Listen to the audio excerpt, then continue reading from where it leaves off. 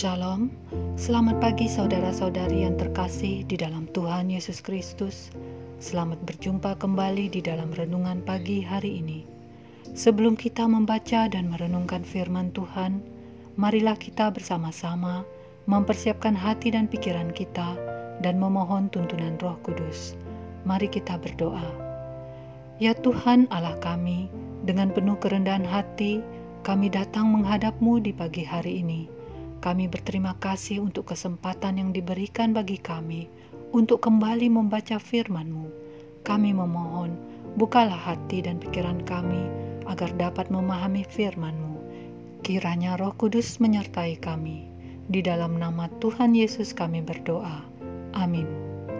Saudara-saudari yang dikasihi Tuhan, renungan firman Tuhan pada pagi hari ini terambil dari Kisah Para Rasul pasal 18 ayat 1-5. Saya akan membacakannya untuk kita. Kemudian Paulus meninggalkan Athena, lalu pergi ke Korintus. Di Korintus ia berjumpa dengan seorang Yahudi bernama Aquila, yang berasal dari Pontus. Ia baru datang dari Italia dengan Priscilla istrinya, karena Kaisar Claudius telah memerintahkan supaya semua orang Yahudi meninggalkan Roma. Paulus singgah ke rumah mereka, dan karena mereka melakukan pekerjaan yang sama, ia tinggal bersama-sama dengan mereka. Mereka bekerja bersama-sama karena mereka sama-sama tukang kemah. Setiap hari Sabat, Paulus berbicara dalam rumah ibadat dan berusaha meyakinkan orang-orang Yahudi dan orang-orang Yunani.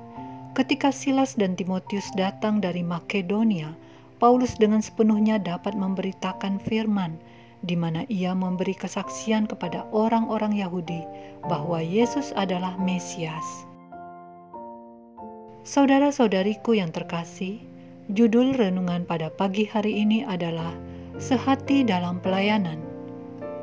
Saudara-saudari yang dikasihi Tuhan, kemajuan teknologi saat ini telah memungkinkan berbagai platform online dan televisi bermunculan dan dimanfaatkan sebagai sumber informasi keagamaan.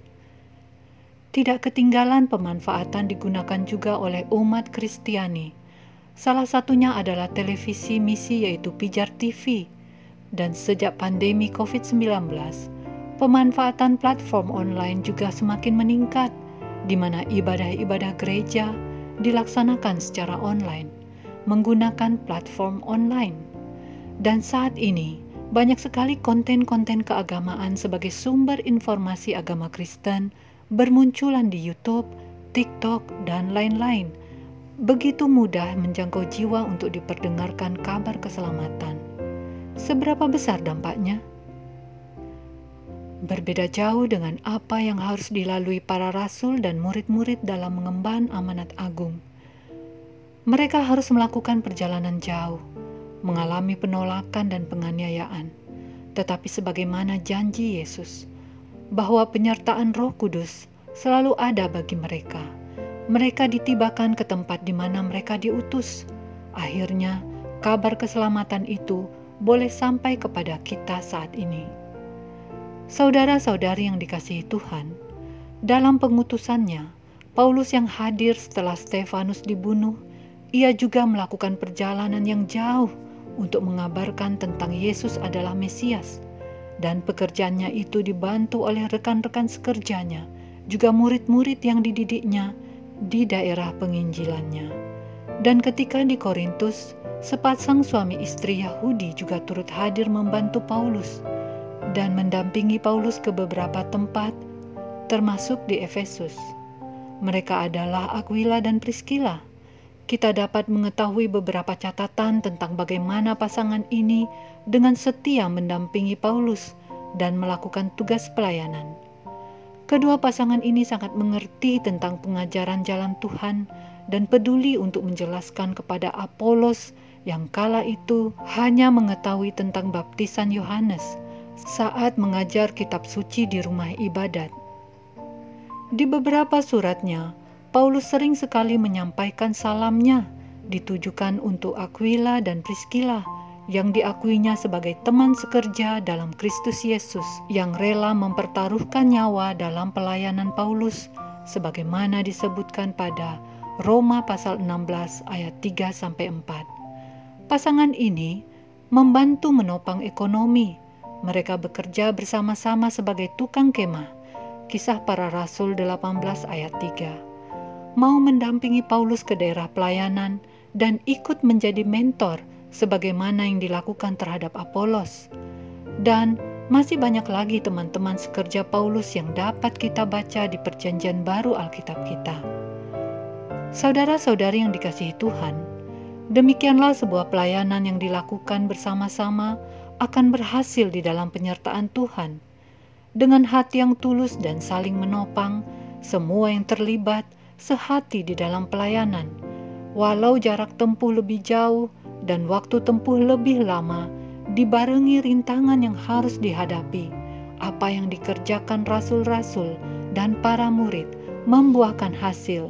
Banyak orang yang menjadi percaya dan diselamatkan. Saudara-saudari yang dikasihi Tuhan, bagaimana dengan kemudahan teknologi saat ini yang telah memangkas jarak dan waktu tempuh yang panjang itu, di mana biaya yang dibutuhkan juga relatif sangat terjangkau? Apakah banyak orang Kristen yang memanfaatkan teknologi saat ini sudah sehati di dalam pelayanan? Para pendeta, para hamba Tuhan, dan semua yang telah mengambil bagian, apakah sudah menyuarakan hal yang sama, berjuang bersama dengan hati tulus dan saling mendukung? Mari kita mencontoh apa yang telah dilalui para rasul dan murid-muridnya yang sehati di dalam pelayanannya. Matius 29 ayat 19-20. Karena itu, pergilah, jadikanlah semua bangsa muridku, dan baptislah mereka dalam nama Bapa dan Anak dan Roh Kudus, dan ajarlah mereka melakukan segala sesuatu yang telah kuperintahkan kepadamu, dan ketahuilah, aku menyertai kamu senantiasa sampai kepada akhir zaman. Demikianlah renungan pada pagi hari ini. Tuhan memberkati.